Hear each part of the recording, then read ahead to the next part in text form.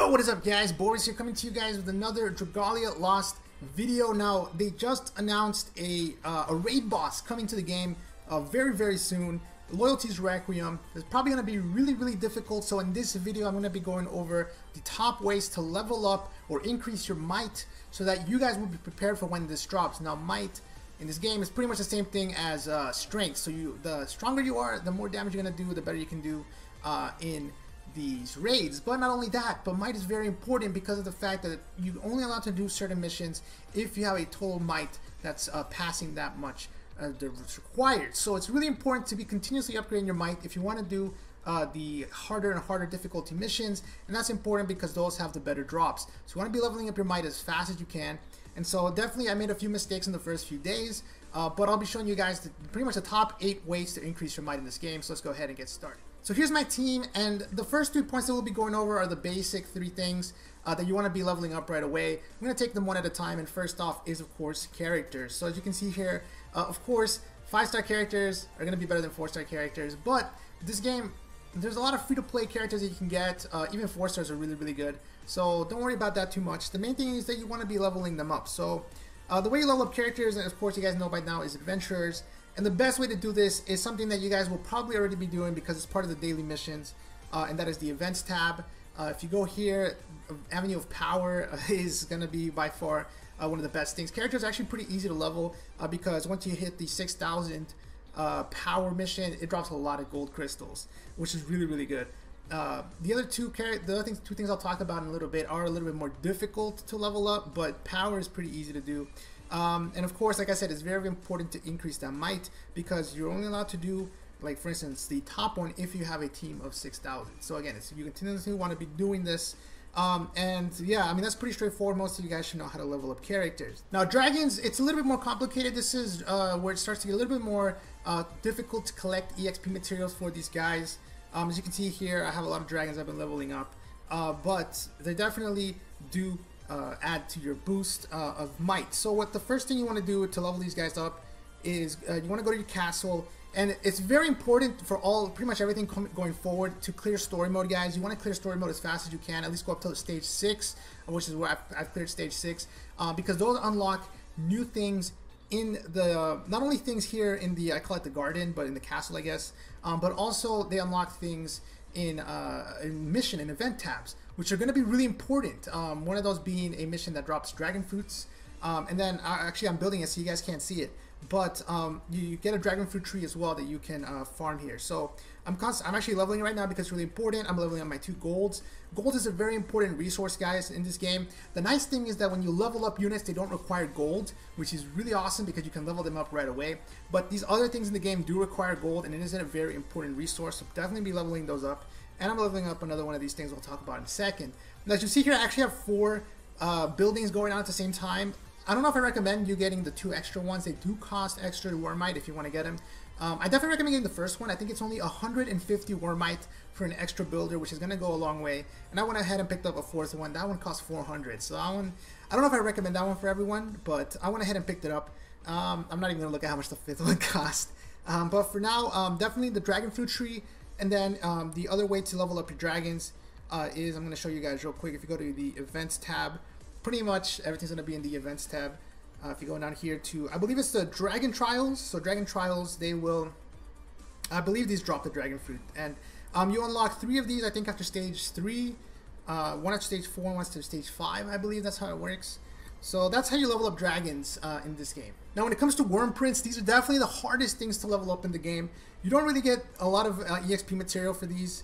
I did pull 2 of these 5 stars. I don't recommend binding them right away or unbinding them, which is essentially limit breaking them, because I'd rather have 2 5 stars right now than 1 5-star that I can't really level. And overall, like I said, there's not that many ways. I think maybe you might get some from, if you go here, actually I'll show you one place you can get them. But again, this is where gold becomes a very important resource. There's a lot of things in the game that require gold. So if you go here to upgrade essentials, I believe it is here. Yeah, you can buy consecrated water. Here you go. So you can buy 3 consecrated waters, guys, every day. Again, I don't recommend the gold because once you hit the 6,000 gold mission for crystals, I mean for power ups, then you can just buy these. Instead of buying this, you can just get 3 in one run. The second dragon fruit might be good. I'm not too sure, but definitely the consecrated water. There really doesn't seem to be that many other ways to level up your. I'm actually gonna go buy that. Do I want to? Oh, maybe I'll buy it later today. But that's definitely one of the things that you can consider if you have a lot of gold, guys. Is definitely try to get that. Other than that, Wyrmprints are kind of tough to level up, so I wouldn't really expect to level them up too much right now at the moment. I'm sure later on they will have a mission for them, but for now, just have to pretty much buy that consecrated water and try to get some others down the line. The fourth way to increase your power is to work on your mana circles. Now these are pretty annoying to level up. You can definitely level up the first circle pretty easily, but getting farther and farther along does become a lot more difficult. As you can see here, I'm on my third ring. And just to show you guys what I need for the third ring, I need... This one's not too bad. This one's not too bad. I'll get this when darkness missions come back. And then this one is kind of annoying. These, I believe these are from the Darkness Dragon dungeons. So you do have to do those dragon dungeons, which again, you unlock through doing story mode. And on top of that, you also need to run their corresponding color. And then if I want to level up, I need to just farm a lot of those. So those will come in time. Don't worry about this too much early on. I definitely recommend increasing the first circle. If you go all the way to the top, I mean...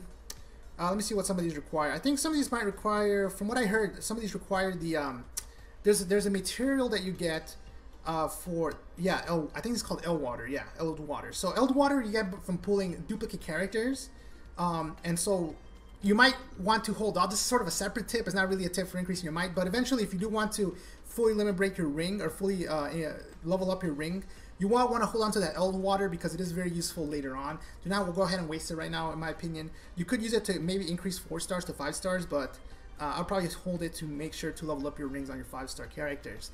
But yeah, definitely be leveling this up, guys. And like I said, this becomes a lot easier once you unlock the 6K daily missions, since those drop a lot of materials. And other than that, there's not much to it. Let's go on to the next one. So the 5th way to level up power, guys, is going to be these altars. These altars you get by completing story mode, then you're allowed to craft them.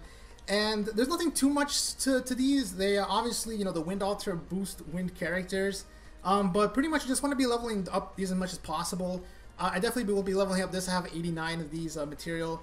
Whereas some of the other ones, like I think water, I haven't really ran. Yeah, I only have 5 water. So this is why it's really important to run the daily missions.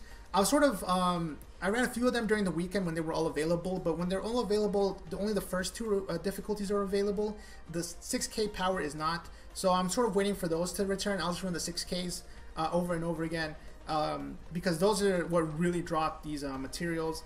And you, like I said, you definitely want to be leveling up. So for instance, to give you an example, a level 10, I'm getting plus 3% HP and 2.5 strength. Let me see, what is... this light's only level 6. You get 2 and 1.5. So those, I mean, at the end of the day, these are one of the best ways to level up your power because they don't really require you to do too much farming. You're gonna be farming anyways to level up your character's mana circles and to just level up your characters in general. And so these are sort of something you'll do on the side. And again, this is where getting those extra helpers works. If you want to get in, go ahead. If not, then don't. And I guess a secret tip, not a secret tip, but definitely be leveling up your Halidom if you can. The reason you want to be leveling this up anyways is because to level it up to level 4, I think I need 100. Yeah, it needs to be level 100. So every time you upgrade a facility, it increases it by 1 level. And so I am currently trying to get to 100, which I should be doing pretty soon. Although I realize I don't really have a lot of water. Probably should have farmed some more water materials. But maybe I can get those in story or something. Or maybe it comes out tomorrow or tonight. But overall, guys, like I said, definitely be leveling up your altar is very, very important. Number 6, guys, is something that you will be unlocking, again, I think through story mode. And then eventually you'll unlock the smith, which you'll put in your farm. And the smith allows you to craft weapons. So as you can see here, as soon as you unlock it, you're able to craft 3-star weapons, which are obviously going to be better than your 2 stars. And then, you know, you can level it up through... Well, I don't want to craft it now because it does take money. So again, this is something that takes gold, which is why gold is a very, very important resource. But to give you an example, you craft the weapon and then you level it up. So you want to go to upgrade. As you can see here, I've upgraded a few weapons to 3-star. And as you notice, they go up to level 20, but mine go up to level 40. That's because you can buy 4 additional of those weapons, 4 additional copies, and then you can then unbind them. So you can get them all the way to level 40. Then I'll talk about it. I guess this is number 7. So once you upgrade it to 40, the next tip that actually I didn't really realize, but you can actually enhance the weapons, aka make them turn into better weapons.